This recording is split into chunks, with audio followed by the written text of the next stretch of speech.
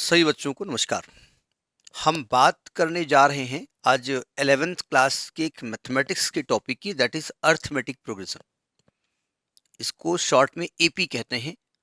और विशेष बात यह है कि मेरा नाम भी एपी है। नहीं, मैं अपने नाम के बारे में नहीं बताने जा रहा हूँ। मैं अर्थमेटिक प्रोग्रेशन के बारे में बात करने जा रहा हूँ।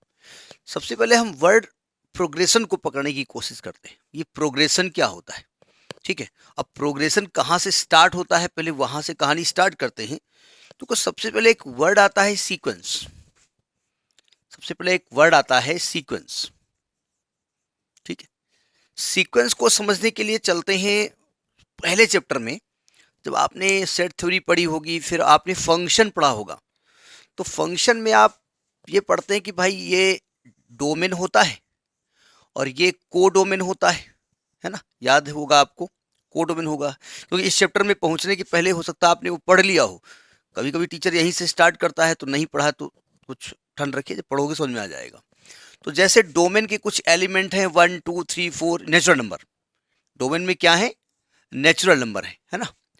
और इन्होंने कोडोमेन के कुछ एलिमेंट से मान लिया 1 2 3 4 5 -1 -2 से कुछ रिलेशन है। इसका कुछ ऐसे रिलेशन है, किसी भी नियम के तहत भी हो सकता है, नियम के तहत नहीं भी हो सकता है, ठीक है।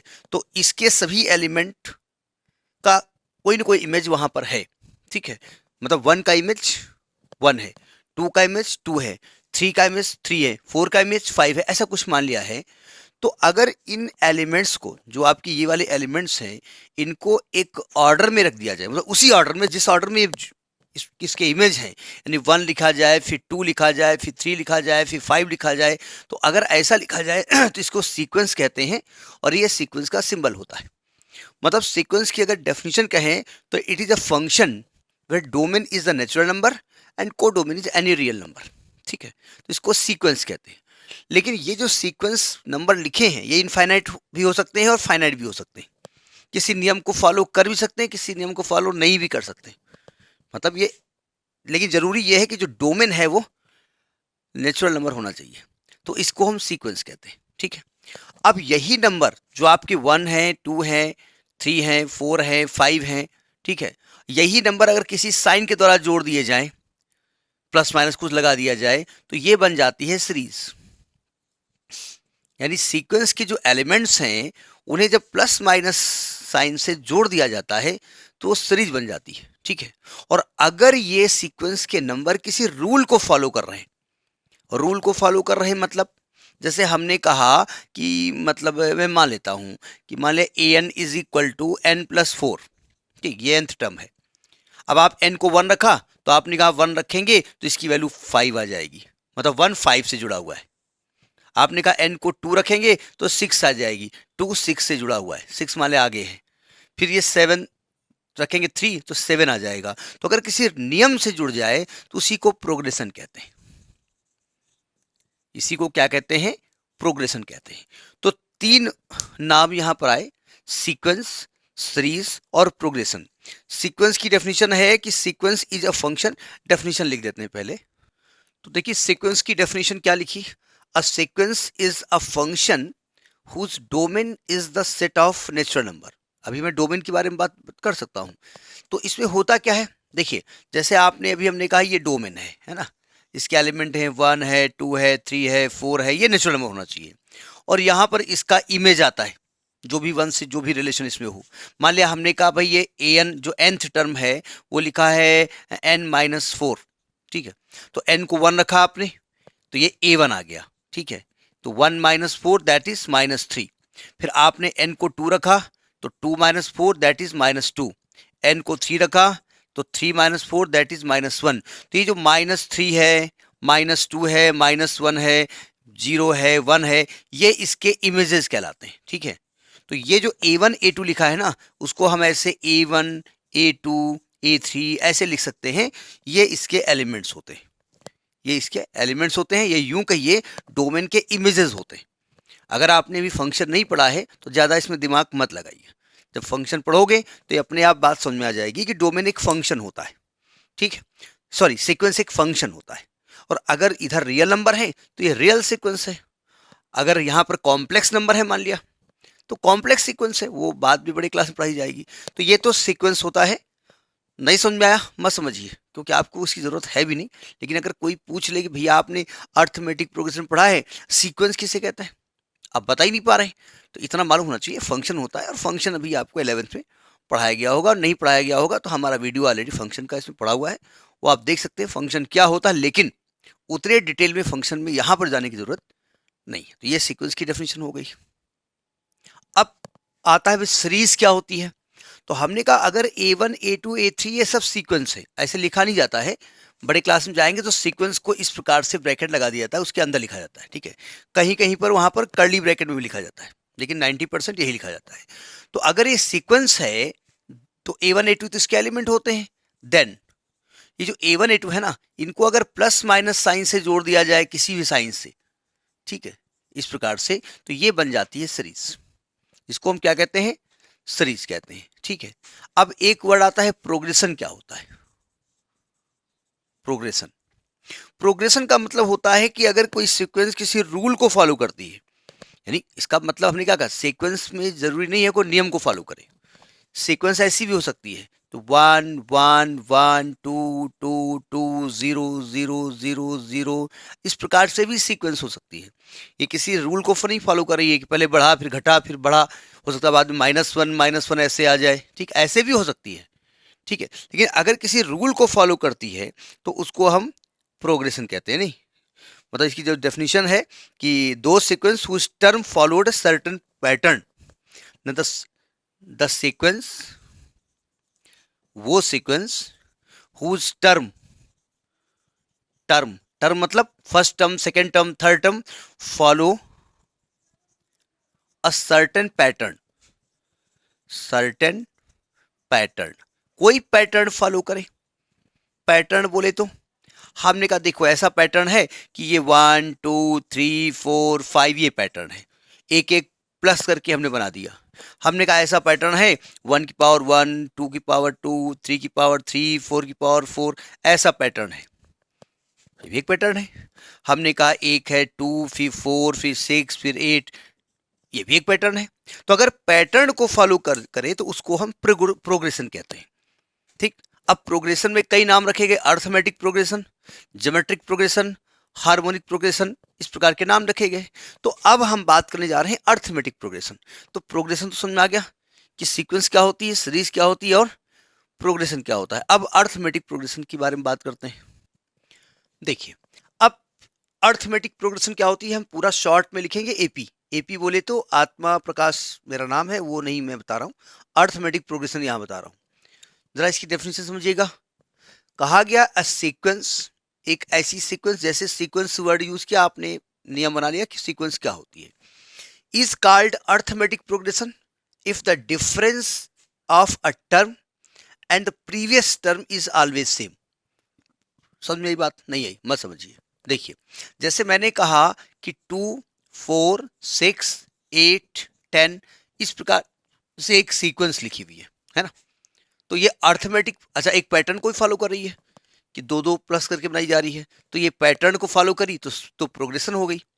लेकिन अगर हम सेकेंड टर्म में से फर्स्ट टर्म माइनस कर दें, सेकेंड में फर्स्ट टर्म माइनस कर दें तो 2 आएगा, थर्ड में सेकेंड माइनस कर दें तो 2 आएगा, फोर्थ में थर्ड माइनस कर दें तो 2 आएगा, फिफ्थ में फोर्थ माइनस कर दें तो 2 आएगा। क्या कहा गया, हर एक टर्म और उसके प्रीवियस टर्म का डिफरेंस अगर सेम आता है, ऐसा नहीं कि बढ़ता पॉजिटिव ही है, that may be negative also, मतलब आपकी मान लें 10 8 6 4 2 0 -2 ऐसे भी हो सकता है। इसमें से इसको माइनस करोगे 8 - 10 तो माइनस का 2 आएगा, 6 माइनस का 8 माइनस का 2 आएगा, 4 - 6 माइनस का 2 आएगा, 2 - 4 माइनस का 2 आएगा।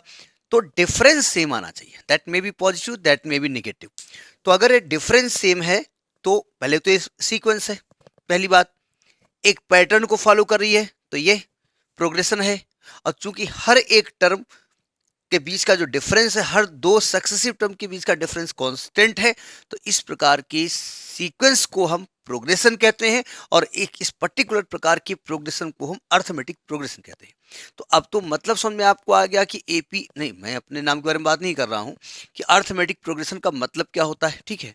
तो अब उसका एक स्टैंडर्ड रूप क्या होता है।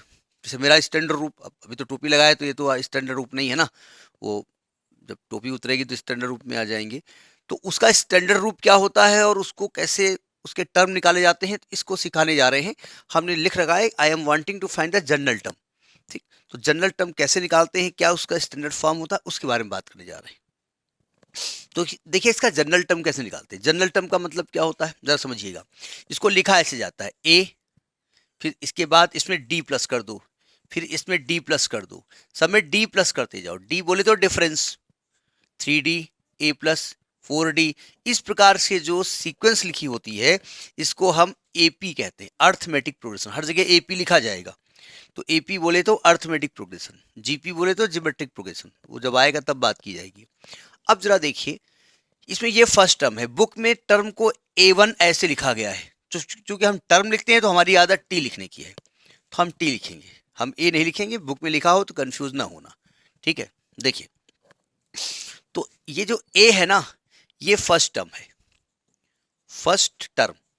तो जब भी आप अर्थमेटिक प्रोग्रेशन में फर्स्ट टर्म एज्यूम करना हो तो उसको ए मानेंगे। एक स्टैंडर्ड नाम होता ना, किसी को अपने कुत्ते का नाम रखना होता तो चिंटू पिंटू थोड़े रखते हैं, वो रखेंगे टॉमी, ये इस प्रकार से। तो वैसे हर एक स्टैंडर्ड एक नामनक्लेचर होता है। तो यानी कि फर्स्ट टर्म ए माना जाएगा। और डी क्या है, ये डिफरेंस है, ये डिफरेंस है। लेकिन चूंकि डिफरेंस सब में सेम है इसलिए केवल डिफरेंस नहीं कहेंगे, इसको कॉमन डिफरेंस कहेंगे, कॉमन डिफरेंस कहेंगे। क्यों, क्योंकि सब टर्म में ये सेम है। निकाला कैसे जाता है, निकालने का तरीका समझ लीजिएगा। देखो, डी निकालने का तरीका क्या है, ये फर्स्ट टर्म है, ये सेकेंड टर्म है, ये थर्ड टर्म है, ये फोर्थ टर्म है, ये फिफ्थ टर्म है। सेकेंड टर्म में फर्स्ट टर्म माइनस करो तो डी निकल आएगा, या थर्ड टर्म में सेकेंड टर्म माइनस करो, या फोर्थ में थर्ड टर्म माइनस करो, ये सब वैल्यू सेम आनी चाहिए। और हमेशा ध्यान रखिएगा, डी इसी फार्मूले से निकालेंगे, कृपया डायरेक्ट निकालने की गलती मत करना। बोले क्यों भाई, हम तो गलती करेंगे, हम तो निकाल लेते हैं डायरेक्ट। निकालो। अब देखो डायरेक्ट निकालने का तरीका क्या होता है, गलती क्या होती है। हमने कहा ये बताओ 2 4 6 8 ऐसे लिख दिया हमने, ये अर्थमेटिक प्रोग्रेशन है, ये आप जान गए। हमने बताइए 2 और 4 का डिफरेंस कितना है, आपने कहा 2, सही कहा ना आपने। अच्छा, मैंने कहा ठीक है, मैं ऐसा लिखता हूँ 8 6, या ऐसे लिख दिया हमने 4 2, अच्छा ऐसे लिख देता हूँ 8 6 और 4 2, ऐसे लिख दिया। 8 और 6 का डिफरेंस कितना है, आपने कहा 2, दोनों सही हैं, दोनों में एक अंतर है ना, यहाँ बढ़ते हुए क्रम में जा रहा है, यहाँ घटते हुए क्रम में जा रहा है। तो अगर यहाँ डी निकालोगे और डी निकालने के लिए फॉर्मूला T2 माइनस T1 करोगे तो भाई साहब 4 माइनस 2 करोगे, भाई साहब बहन जी जो भी आप देख रहे हैं। और अगर यहाँ डी निकालोगे तो यहाँ पर 6 माइनस 8 करोगे तो -2 आएगा। तो डी निकालने के लिए हमेशा कोशिश करेंगे, आपको आता है अच्छी बात है, डायरेक्ट कर सकते हैं आप। मतलब हम आपसे कहें 2 और 4 का डिफरेंस तो आप कहेंगे 2, 4 और 2 का डिफरेंस आप कहेंगे 2, अंतर है भाई, वहां पर पॉजिटिव 2 है या निगेटिव 2 है। तो डी निकालने के लिए हमेशा इसमें से इसको माइनस करके ही निकालिएगा, ठीक है। तो गलती होने के चांसेस कम होते हैं। तो ठीक है, ये पहला टर्म है, ये दूसरा है, ये तीसरा है, चौथा है, पांचवा है। हमने कहा 50,000वां टर्म लिखो, तो 50,000 टर्म लिखने के लिए 49,999 टर्म लिखोगे नहीं, हमको एक जनरल टर्म चाहिए ना जहां पर फॉर्मूला अप्लाई कर दें। तो जनरल टर्म निकालने का तरीका सीख लीजिए तो ज्यादा आसानी समझ में आ जाएगा। एक फॉर्मूला तो याद ही कर लोगे आप। देखो, जनरल टर्म निकालने का फॉर्मूला समझिएगा। हमने कहा अर्थमेटिक प्रोग्रेशन का जो स्टैंडर्ड स्वरूप होता है वो ऐसा होता है, A plus D, A plus 2D, A plus 3D and so on. Last में अभी हम क्या लिखेंगे अभी बात बताएंगे। इसी से जनरल टर्म बनाने की कोशिश करते हैं। देखो, अगर हम कहें भाई फर्स्ट टर्म क्या है तो आप कहेंगे ए। क्या फर्स्ट टर्म में डी नहीं है, नहीं है, हम कहेंगे है। क्या है, ए प्लस 0D, ठीक है। आप कहेंगे अच्छा ये जो 0D लिखा है ना, इसका टर्म से क्या रिलेशन है? तो हमने कहा देखो भैया, आप 0 को 1 - 1D कर दो, कोई दिक्कत? लिख सकते हो ना। सेकेंड टर्म देखिए, सेकेंड टर्म आपने क्या लिखा? A+D। कितने डी है इसमें? 1D है। और टर्म कौन सा है? 2।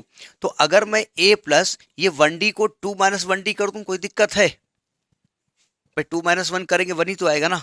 अच्छा, हम कहेंगे भाई अगला टर्म क्या है? तो आप कहेंगे भाई अगला टर्म है A+2D। यहां पर कितने डी है? 2D। ठीक है, और टर्म कौन सा है? 3। तो आप हमने कहा ऐसा करो, 2 को लिख दो 3 - 1D। अब जरा इसको पहचानो, जनरलाइज करो। ए सब में आ रहा है, तो यानी अगर मैं आपसे कहूं इसका nth टर्म क्या होगा? जनरल टर्म्स को कहते हैं, इसको हम क्या कहते हैं? जनरल टर्म कहते हैं। तो आप कहेंगे भैया देखो TN है, बुक में AN लिखा है, कंफ्यूज मत होना। आप कहेंगे देखो फर्स्ट टर्म में भी A आ रहा है, सेकेंड में भी A आ रहा है, तो nth में भी A आएगा। Very good. फर्स्ट टर्म है तो 1 - 1, सेकेंड में 2 - 1, थर्ड में 3 - 1, तो n में n - 1 इंटू डी। तो ये nth टर्म निकालने का फार्मूला है। ठीक, और अगर n ही टर्म है तो इसी को लास्ट टर्म भी कहेंगे, L लिख देते हैं। यानी लास्ट टर्म मैं मान लेता हूं वो L है। एक्चुअली L क्या चीज है? nth टर्म है। मतलब 50 टर्म है तो 50वां टर्म ही लास्ट टर्म है, इसको L भी लिखा जा सकता है। ठीक है, तो ये जनरल टर्म निकालने का फॉर्मूला होता है। ठीक है, इसको याद कर लीजिएगा, इसको डायरेक्ट बार बार अप्लाई किया जाएगा। A is the first term, D is the common difference. तो निकालने का तरीका हमने क्या बताया कि T2 - T1 है, T3 - T2 करके ही निकालेंगे, गलती मत करिएगा। ठीक है, अब जरा समझिएगा, कभी कभी क्वेश्चन आ जाता है कि nth term from the end निकालिए। ये nth term from the starting है। कभी कभी आ जाता है nth term from the end, from the end या फ्रॉम द लास्ट। तो हम उसको फिलहाल इंडिकेशन में T-N लिखे दे रहे हैं। अब देखो सावधान, जो स्टार्टिंग से nth टर्म आपने लिखा वो क्या लिखा आपने? A+n-1D लिखा आपने ना, है ना? ये लिखा है ना। यानी आपने स्टार्टिंग से A क्या लिखा है? First term. तो अगर मैं एंड में जाऊंगा तो फर्स्ट टर्म क्या होगा? L होगा, एलिथ होगा। तो एक जगह क्या कर देंगे? L। ठीक है, अच्छा स्टार्टिंग में अगर D पॉजिटिव आएगा तो उल्टा चलोगे तो नेगेटिव आएगा, तो यहाँ माइनस लग जाता है, n-1D। फॉर्मूला वही रहेगा। तो ये एंड से nth टर्म निकालने का फॉर्मूला होता है। स्टार्टिंग से nth टर्म फ्रॉम बिगिनिंग क्या निकला है? nth term from beginning, from beginning क्या निकला है? TN। क्या निकाला था हमने? A+n-1 into D. एक बढ़िया सा जादू देखिएगा, nth term from beginning TN और nth टर्म फ्रॉम एंड का सम अगर करेंगे तो n-1D प्लस का और माइनस का कट जाएगा, ये A+L होगा। हमेशा ध्यान रखिएगा ये formula, nth term from beginning और nth टर्म फ्रॉम एंड का सम हमेशा first term plus last term होता है। कैसे? देखिए, समझ में आ गई हुई बात, मैं इसको समझाता हूं। देखो, जैसे मैंने आपसे कहा, मैं एक एग्जांपल लेता हूं। मैंने आपसे कहा एग्जाम्पल, हमने कहा 2, 4, 6, 8, 10 और ये 200, ये एक सीरीज है, सीक्वेंस है, सॉरी सीरीज नहीं कहेंगे, अर्थमेटिक प्रोग्रेशन है, ये एपी है। ठीक है, तो हमने कहा पहले तो आप इसका 10th टर्म फ्रॉम बिगिनिंग निकालिए। जब आपको ये पूछा जाएगा या बताया जाएगा कि 10th टर्म निकालिए, तो अंडरस्टूड है बिगिनिंग से ही पूछ रहे हैं आपसे, आप फ्रॉम द एंड नहीं निकालेंगे। जब फ्रॉम द एंड कहा जाए तब आप कहेंगे, लेकिन फ्रॉम द बिगिनिंग नहीं कहा जाएगा, वो अंडरस्टूड है। तो देखो पहले क्या क्या गिवन है इसमें। फर्स्ट टर्म क्या गिवन है? 2। डी क्या गिवन है? 2 और 4 का डिफरेंस कितना होता है? 2। लेकिन निकालने का तरीका क्या है? 4 में से 2 माइनस कर दो, तब लिखोगे 2। आप डायरेक्ट कर सकते हो, अच्छी बात है, क्योंकि अगर उल्टा मैं लिख दूं ना 4 2, तो 4 2 में डिफरेंस माइनस का 2 आ जाएगा, डिक्रीजिंग ऑर्डर में आ जाएगा। ठीक है, और हमने आपसे कहा 10th टर्म फ्रॉम बिगिनिंग निकालिए, A+10-1 इंटू डी, यानी A+9D। आगे चल के क्वेश्चन डायरेक्ट हम 9 लिखेंगे यहाँ पर, तो आप समझ जाएंगे 10-1 लिखा गया होगा। तो A बोले तो 2 + 9 इंटू डी बोले तो 2, यानी 9 2 18 तो 20, ये 10th टर्म फ्रॉम बिगनिंग क्या हो गया, 20 हो गया। अच्छा, इसमें लास्ट टर्म क्या है, 200। तो अगर मैं कहूँ 10th term from and t dash 10 मान लेते हैं, तो l minus n minus 1d, मतलब l minus 10 minus 1d। l बोले तो 200 माइनस, ये आएगा 9d हो गया 2, यानी आएगा 200 माइनस 18, और 200 में 18 माइनस करोगे तो आएगा 182, आएगा ना। अच्छा देखिए, अगर आप 10th टर्म फ्रॉम बिगिनिंग मतलब t10 और 10th term from and t dash 10 plus करो तो 182 प्लस 20, ये 202 आएगा। इसका समारा नहीं आ रहा है, तो हमेशा ध्यान रखिएगा nth term from starting and nth term from beginning का सम हमेशा हमेशा हमेशा फर्स्ट टर्म और लास्ट टर्म का सम होता है अर्थमेटिक प्रोग्रेशन में। ये कभी कभी कॉम्पिटिटिव एग्जाम में भी आ जाता है। उन्होंने एक ऐसी सीक्वेंस या ऐसी अर्थमेटिक प्रोग्रेशन लिख दी, मतलब 1,00,000 टर्म लिख दिए, और ये टर्म दे दिया, लास्ट टर्म दे दिया। उन्होंने कहा स्टार्टिंग से 10,000वां टर्म और लास्ट से 10,000वें टर्म का सम क्या होगा। अब स्टूडेंट T10,000 ADL लिख रहा है, कुछ नहीं करना आपको, फर्स्ट टर्म लास्ट टर्म को प्लस कर दो, आपका आंसर आ जाएगा। तो ये इंट्रोडक्टरी क्लास था अर्थमेटिक प्रोग्रेशन के nth टर्म निकालने का। ठीक है, next in the next video, thank you.